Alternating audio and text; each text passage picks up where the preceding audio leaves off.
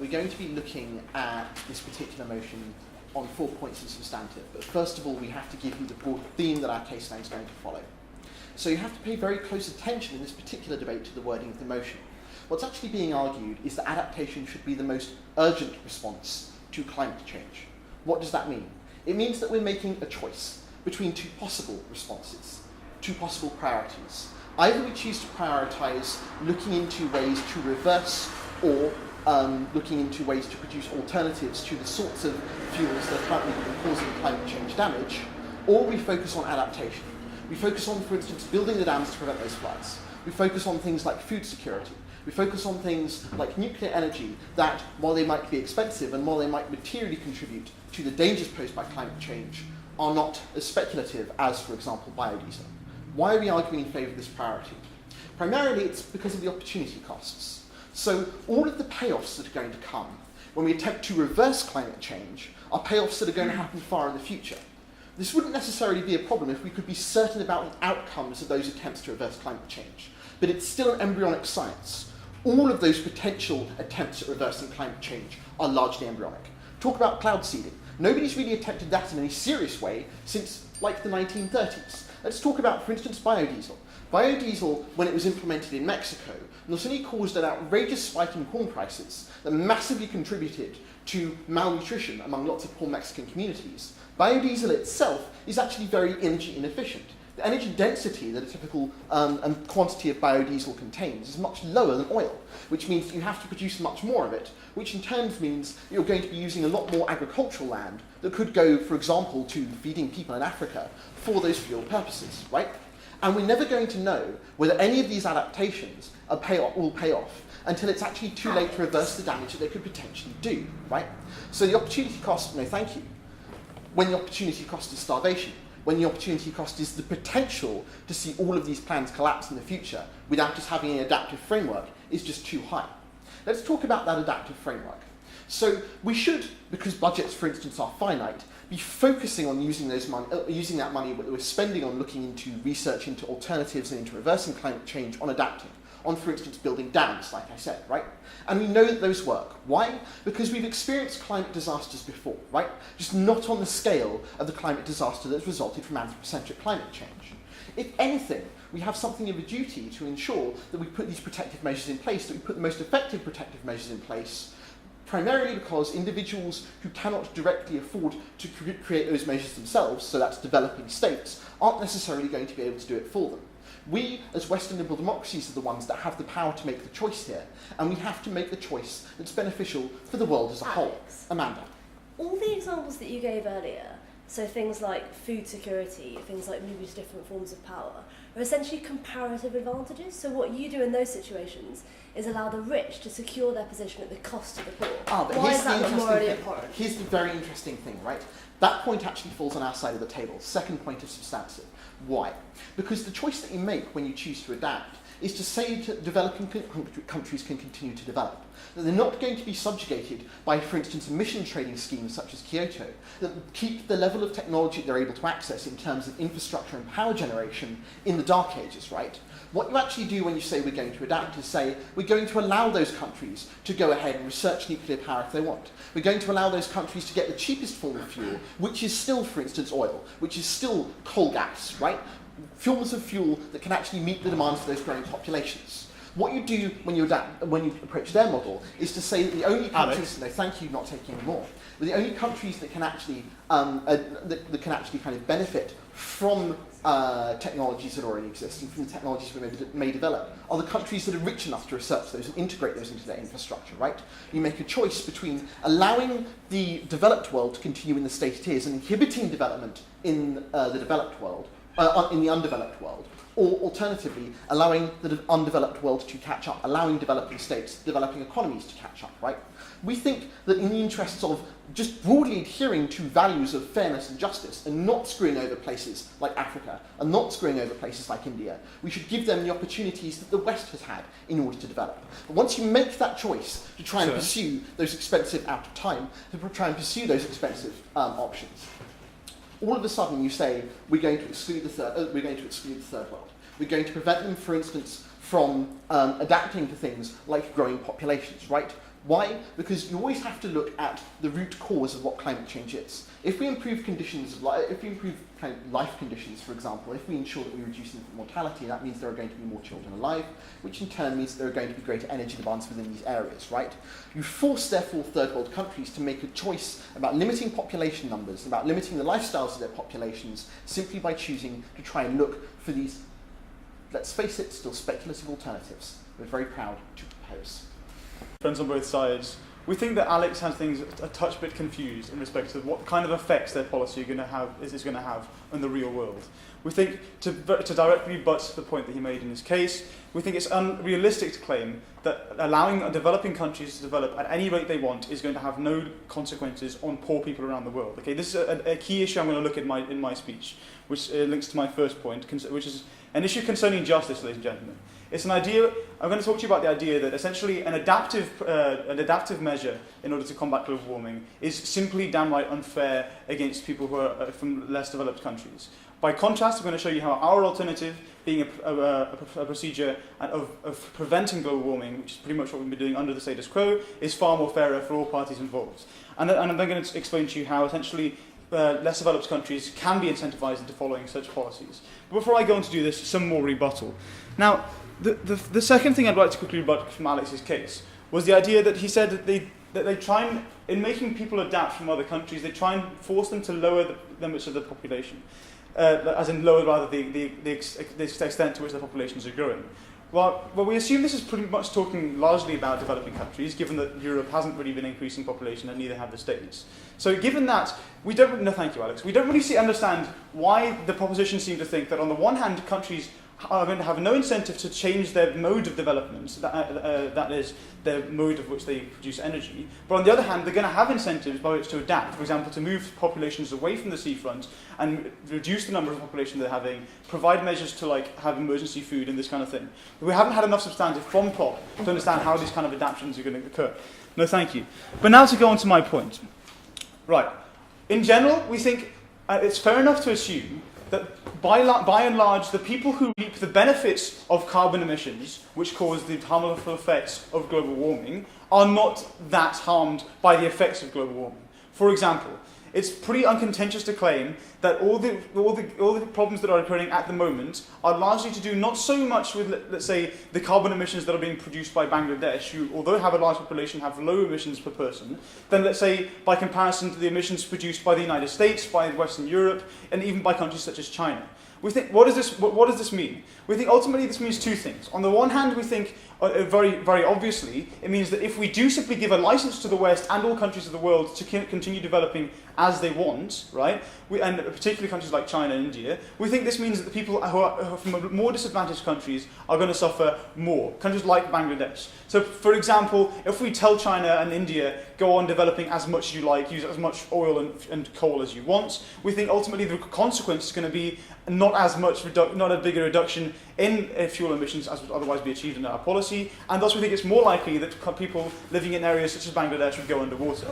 No, thank you. And we think it's through obvious ways that this is going to occur. On a second level of how this an unjust proposition is because quite simply it occurs within a country itself. I'll take you at the end of my point, Alex. So what I mean by this point, I mean essentially, even if we take China as an example, they've told us that they're going to allow China to develop as quickly and as fast and as dirtily as they want to. We think ultimately China is a huge country and has a very diverse population in terms of economic capacity. So we think that even within China, we think many people who are poor and living on the coastal areas who will get flooded will be suffering hugely from the benefits that are being reaped by the wealthy factory owners and the governments who are actually the ones who are responsible for producing these carbon emissions. Wouldn't you agree, Alex? Misunderstood our earlier point. What we were actually saying was not that Bangladesh produced, more emissions than, for instance, America, but it was much less able to respond to measures such as the Kyoto Agreement that overtly punished inefficient production of energy. Okay. Or we don't think for a start the Kyoto Protocol is actually targeted towards countries like Bangladesh. We think it's more to do with developing countries who are actually growing at a large pace, such as India, Brazil, and these countries. And it's also to do with countries that are already developed, who are actually, particularly in Europe, trying to adhere to their protocols. So why do we think actually that we can incentivize developing countries to stop producing emissions at such an alarming rate? Well, we think essentially the problem is that there's not sufficient financial incentives for these countries to undertake alternative routes towards development under the status quo. We think we can actually solve this problem. We think one problem, for example, is that simply in terms of financial incentives, that a lot of oil companies end up buying up patents for clean energy resources techniques and sort of refuse to sell them to developing countries or anyone for that matter. We think preventing this from happening would be a very easy way to allow developing countries to access cleaner modes of energy much cheaper. Furthermore, we can collectively provide financial incentives and rewards to other countries for developing in a cleaner manner. And ultimately, we need to persuade them that developing cleaner not only is economically more beneficial in the long term, but also more beneficial for their own people. And it's on these grounds that we oppose the motion. Thank you. What we hear from the side of the opposition is basically two things. One, that we're able to push the developing world into this sort of like production model or production method that's less pollutive and thus could lead to some sort of like reversive effect on climate change. And the other thing we hear is that the poor are the ones that are going to face the more dramatic consequences if we go with the proposition. So we're going to tackle both of those ideas. Before all of that, let's look at this point regarding incentives and this point that the developing world has less emissions than the rest of the world, thus it should be easier to get them onto a more like clean path and more fair. Well, the thing is that the energy needs and the carbon emissions of the developing world closely parallel the comparative poverty to the rest of the world. Yeah. The problem with the developing world is that it never had the opportunity to develop that the Western world had. Now, if we look closely at the sort of things that a country needs in order to develop, we see that you need a cheap way of producing a lot of energy, you need a cheap way of producing a lot of goods, and the means to create an industry. Now, problem is that every single method that we've thought is more environmentally friendly or more, less problematic when it comes to climate change, all of those methods tend to be A, extremely expensive, and B, and sadly, rather exclusionary to countries that do not have the technology.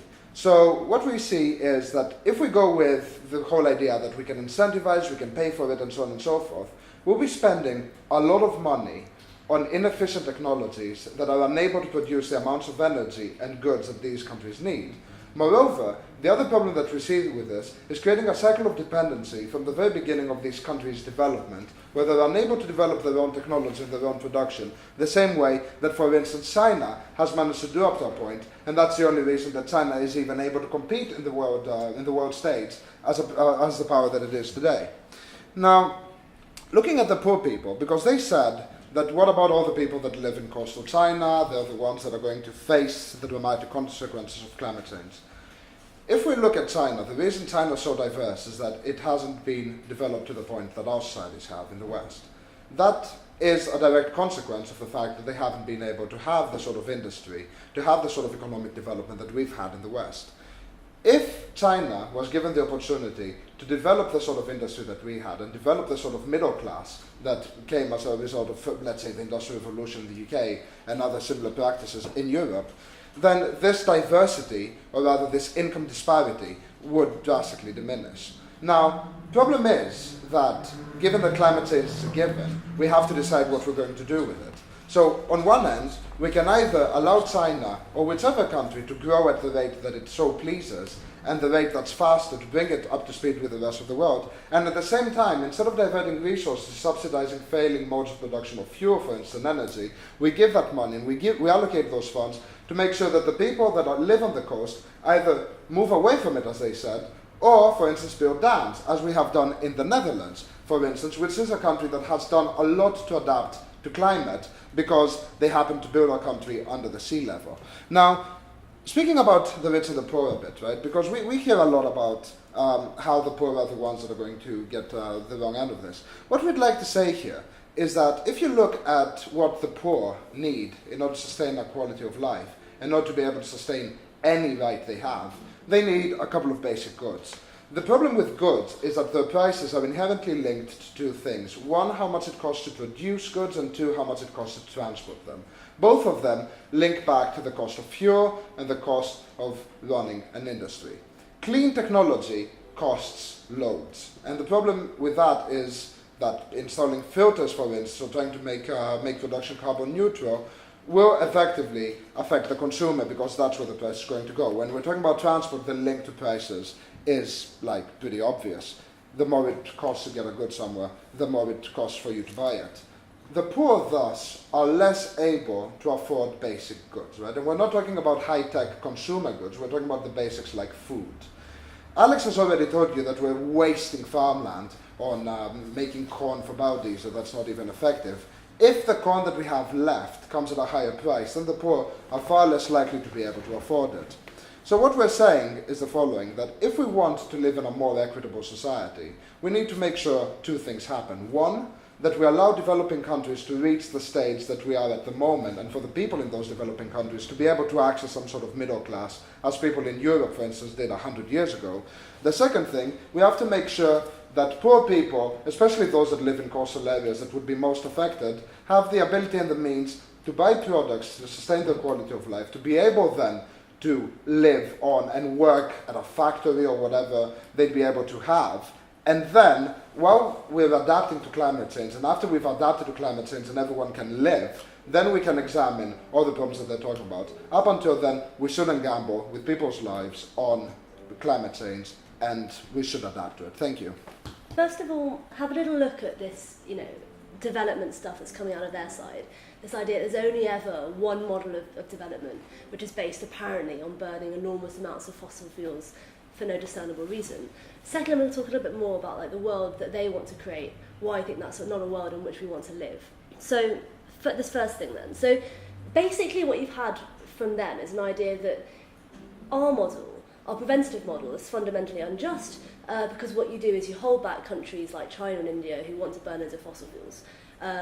Manos then peculiarly says that the reason why it's so important that China and India can burn loads of stuff is because they need to create a middle class.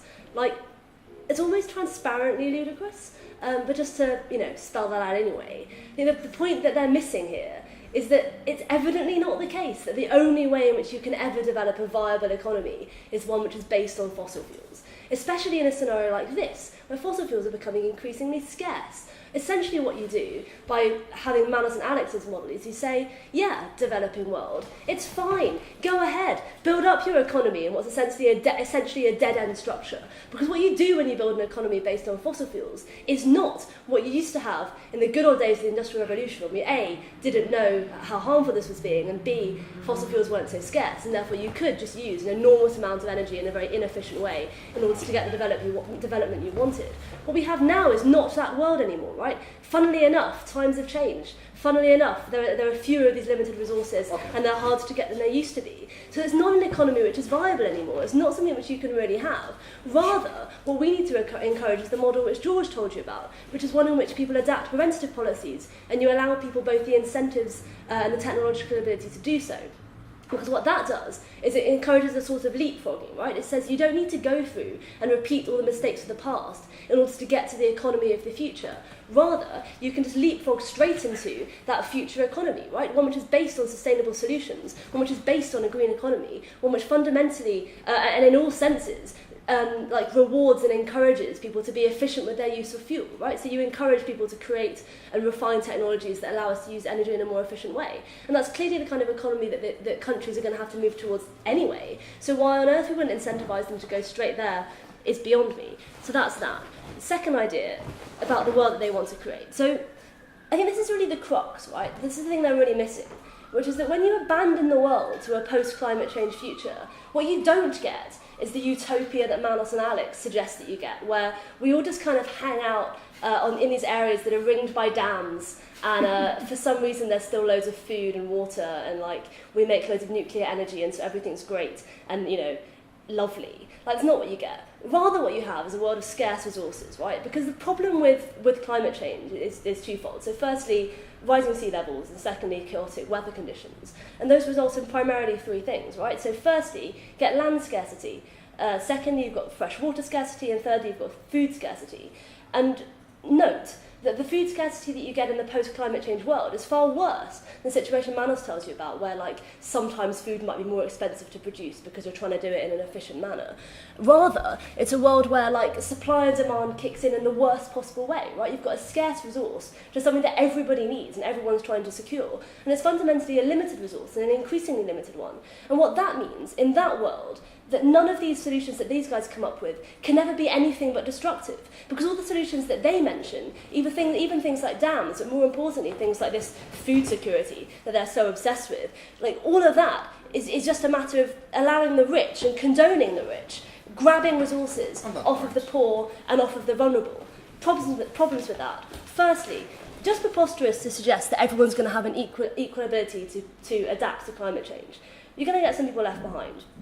So what that means is that you're going to have people in poor countries starving, whilst in the West they hoard food in the name of the food security that Alex is so keen on. Secondly, it's going to result in people in Europe hiding behind the dams that Manos says we're all going to build to like keep us really safe somehow. Whilst in other places people are overwhelmed by climate refugees that they can never build the infrastructure to deal with. Look, for example, at the like slow response of Haiti to rebuilding their infrastructure after the earthquake, right? That's the kind of situation we're looking at. A situation where some people will adapt and survive and indeed thrive, whilst other people are left to die and starve. Not something which I'm really that keen on. Second big problem is one of externalities, right? Which is that these two solutions are fundamentally imbalanced. The adaptation that they talk about is one where the rich gain at the cost of the poor, right? So that all the externalities of your adaptation policy, i.e. letting climate change run rampant whilst you hide behind a dam, it happens to the most poor and the most vulnerable. Whereas what we're saying is the most fundamentally just model, i.e. prevention, where you take for yourself the negatives. So you internalise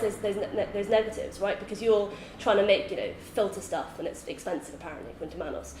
But the externalities are such that you end up with a better world for those who are least able to secure it for themselves. That's the world we want, the just world.